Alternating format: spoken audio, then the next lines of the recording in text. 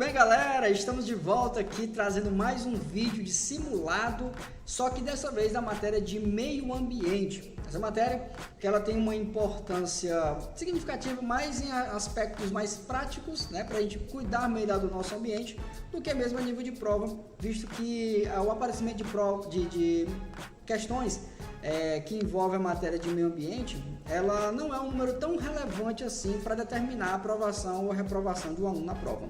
Mas como a ideia é gabaritar a nossa prova, né, acertar todas as questões, a gente não pode deixar passar batido uma matéria que julgamos ser uma matéria fácil de ser solucionada quando aparecem provas.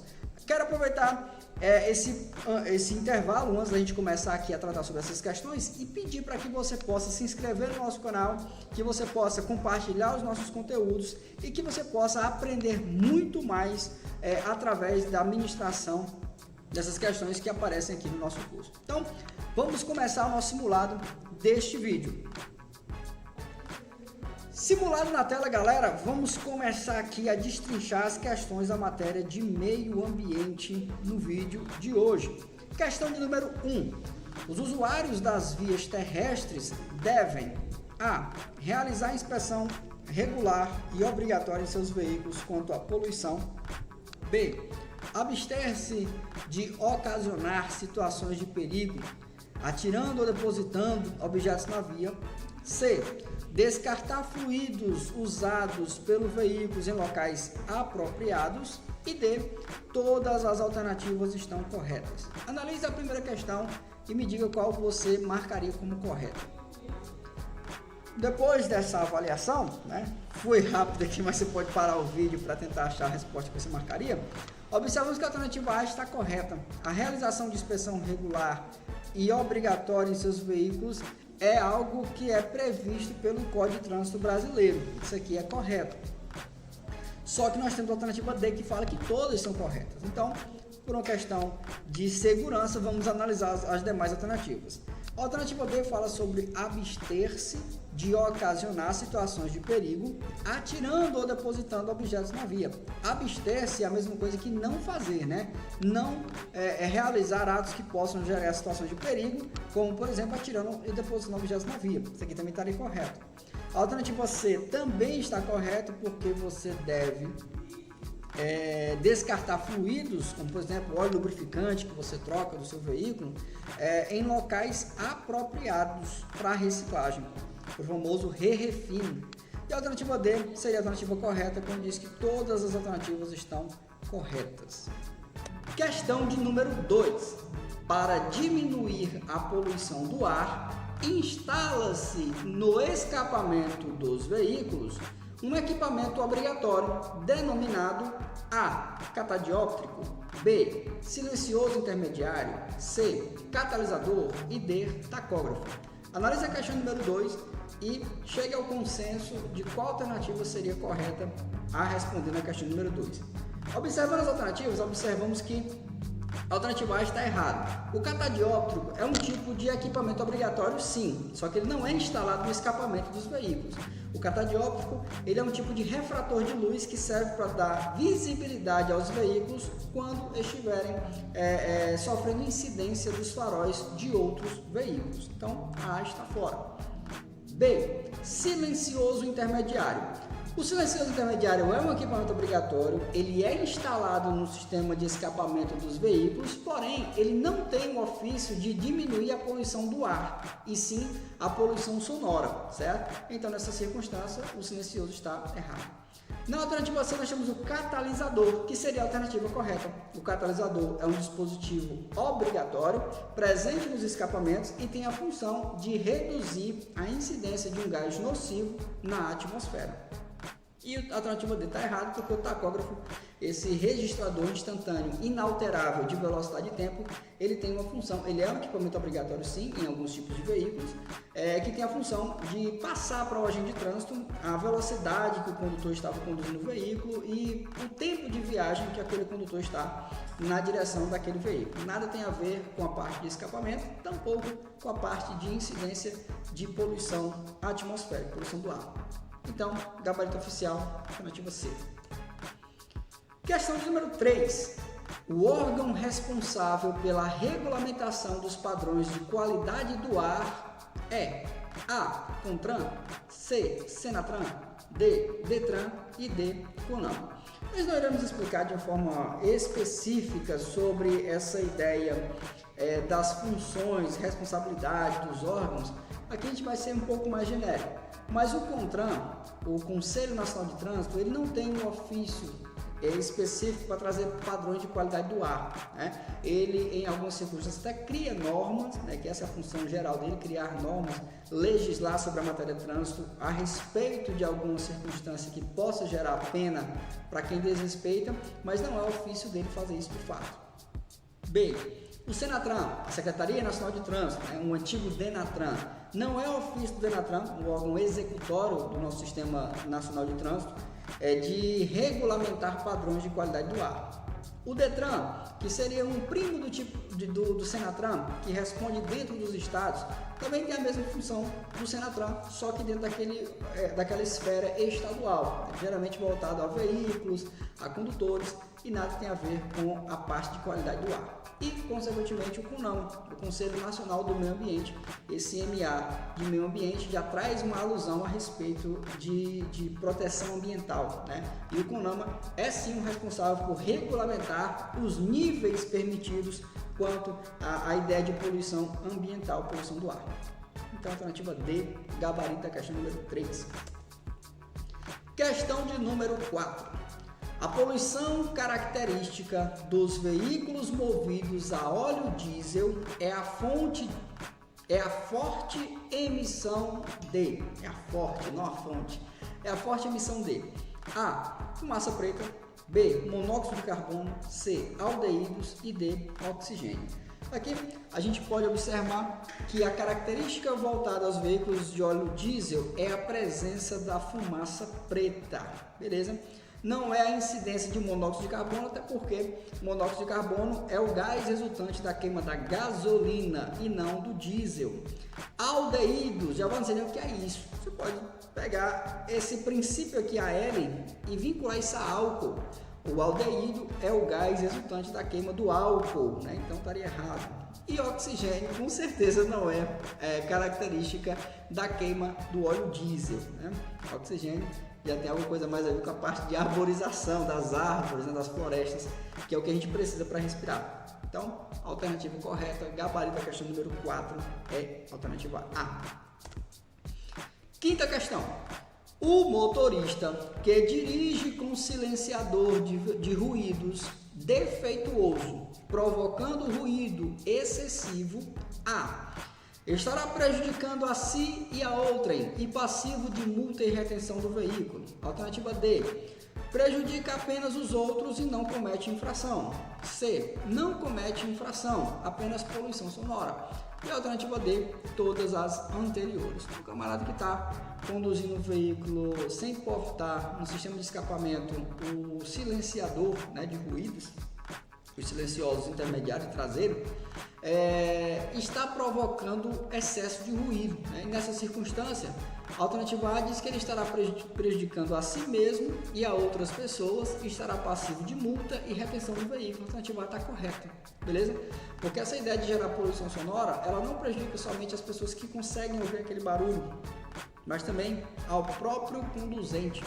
E também nós temos a ideia da multa para quem deixa de observar esse equipamento obrigatório no veículo. Só que eu não posso marcar ele e partir para outro, né? Porque tem uma alternativa D que fala todas as anteriores. Então a alternativa B diz o quê? Prejudica apenas os outros e não comete infração. Tem dois erros. O apenas de cometer problemas às outras pessoas e não a si. Promove sim problemas a si, problemas na parte da poluição sonora, certo? E comete infração de trânsito sim, ele diz que não comete, então a B está fora, consequentemente a D também está fora e a C também está errada, né? Não comete infração, comete sim, né? Apenas a poluição sonora, não, a poluição sonora e também a infração. Questão de número 6. As fontes de poluição sonoras são várias, exceto, esse exceto no finalzinho da frase é que quebra o raciocínio de muitos alunos, né? Então, as fontes de poluição sonora são várias, exceto qual é dessas que não é uma fonte de poluição sonora. A alternativa A diz que é a buzina dos veículos. A alternativa B diz que é o motor desregulado. A alternativa C diz que são os painéis de LED. E a alternativa D, a aparelhagem sonora nos veículos. Qual destas não gera uma poluição sonora? A alternativa A gera poluição sonora, é uma fonte, a buzina sim. A alternativa B, motor desregulado, também gera poluição sonora, é um tipo de fonte de poluição sonora. A alternativa C, painéis de LED. Painéis de LED não gera poluição sonora. Ela pode, em algumas circunstâncias, gerar poluição visual, mas não sonora. Alternativa C. A aparelhagem sonora nos veículos também é um exemplo de fonte de poluição sonora. Consequentemente, marcaremos a alternativa C como gabarito oficial. Questão de número 7. O paisagismo e a arborização nas vias de trânsito devem seguir alguns critérios. Alternativa A, ser privilegiado em detrimento à sinalização viária. Alternativa B, obrigatória apenas em vias rurais. Alternativa C, o plantio e poda da vegetação em vias abertas à circulação é exclusiva dos motoristas e pedestres. E a alternativa D, permitir a livre circulação dos veículos e pedestres com plena visualização das placas de sinalização. Então, dentro da alternativa 7, em relação ao paisagismo e arborização, sobre deveres, observamos que a alternativa correta é a alternativa, não é a ser privilegiado a arborização em detrimento da sinalização viária. Se imaginasse colocar uma árvore na frente da sinalização, das placas, geraria um caos no trânsito, né? Então, jamais a arborização gerará essa exclusividade sobre a sinalização. Está errado isso aqui. B. É obrigatória apenas em vias rurais. Bom, até a ideia de ser obrigatório ou não, né, não passa ali pelo conhecimento da matéria de legislação. Será que é obrigado plantar árvores? E se é obrigado em apenas vias rurais, fora da cidade, centros urbanos, nós vamos por necessidade uma ideia de plantar árvores, principalmente na zona urbana, que seria dentro da cidade, certo? Então, a alternativa B é um pouco controversa e, consequentemente, errada, né? Em vias rurais, seria o tipo de via acho que menos depende dessa arborização, por já ter uma ideia de campo, de céu aberto, diferente da zona urbana, que você tem mais construção de casas e prédios, necessitando do plantio de árvores. A alternativa C, o plantio, né, a plantação e poda da vegetação em vias abertas à circulação é exclusiva do motorista e pedestre, também que é um outro princípio que não tem embasamento teórico algum, principalmente na parte da matéria de legislação. Nós observamos a nível municipal que quem faz essa plantação da vegetação, das árvores e a poda é justamente a prefeitura, os municípios são responsáveis por isso, e não os motoristas, né, que fala da exclusividade dos motoristas e pedestres. Está errado isso aqui. E a alternativa D tem que ser ela certa, né? Permitir, sobre a arborização, permitir a livre circulação dos veículos, correto, e pedestres, com plena visualização das placas de sinalização. Perfeito, a alternativa D é a alternativa correta. 8ª questão. O que devemos fazer com o óleo lubrificante trocado do veículo? A. Enterrar no quintal. B. Encaminhar para a reciclagem. C. Usar na madeira do telhado para evitar cupim. E D. Utilizar como lubrificante para armadores, correntes e etc. A alternativa 8 é uma questão bem interessante porque ela traz algum tipo de usos caseiros que são feitos com o óleo queimado do motor, né? Que a gente quando vai fazer a substituição desse óleo lubrificante. E o que nós precisamos aprender sobre o óleo lubrificante é que ele, quando entra nesse estágio de decomposição, ele gera alguns tipos de problemas à saúde, podendo até mesmo em algumas substâncias gerar câncer nas pessoas. E essa falta de conhecimento é o que tem feito muitas pessoas a abrigar esse tipo de substância dentro de casa, sem ter ideia de que isso pode estar gerando um mal tanto ambiental como também doméstico ali para as pessoas. Então a alternativa A, enterrar no quintal, está fora de cogitação. A alternativa B, encaminhar para reciclagem, seria a alternativa mais correta. Eu acredito que pouca gente sabe, mas o óleo queimado do motor, quando é reciclado, ele passa pelo re-refino e volta ao mercado para ser de novo comercializado. Você pode estar utilizando no seu carro, na sua moto, um óleo que anteriormente já foi utilizado por alguém. Só que ao passar pelo re-refino, ele é retirado todas as impurezas e adicionado ali de substâncias que deixam ele novamente pronto para um novo uso. A alternativa C, usar na madeira do telhado para evitar cupim, também está totalmente errado esse tipo de conduta, deixar isso próximo do contato ali seria problemático. E a utilização como lubrificante para armadores, camarada, que vai tirar aquele barulho da rede, né, ao se balançar, ou o uso nas correntes de motos, bicicletas, enfim, gerando algum tipo de lubrificação. Também seria uma forma errada por conta desse contato na pele da pessoa, um contato direto com a pessoa, podendo gerar problemas irreparáveis. A alternativa B é a alternativa correta. Questão de número 9. Quem é o principal causador da poluição ambiental? A alternativa A diz que são as fábricas e indústrias. A alternativa B diz que são os gases emitidos dos veículos. A alternativa C, os animais. E a alternativa D, o homem em nome do progresso.